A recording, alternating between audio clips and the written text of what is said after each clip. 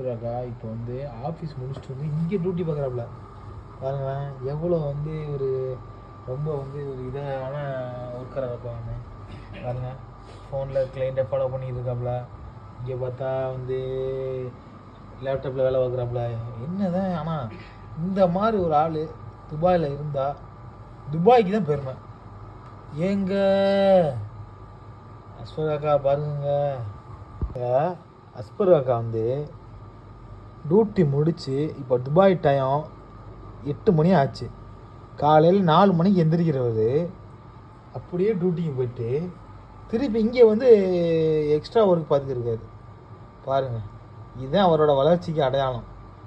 அலாங்குளத்தில் இருக்கவெல்லாம் எல்லாருமே கிளம்பி வாங்க, அஸ்வராக்கா கற்றுக்குறங்க வந்து.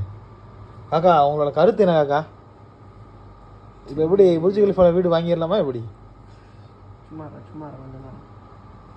அங்கே அவர் வேலை பார்க்கும்போது டிஸ்டர்ப் பண்ணக்கூடாதுன்னு சொல்லிட்டாப்புல. இங்கே பாருங்க, எல்லாமே ஃபுல்லாக கிளைண்ட்டை ஃபாலோ பண்ணிக்கிட்டே இருக்காரு.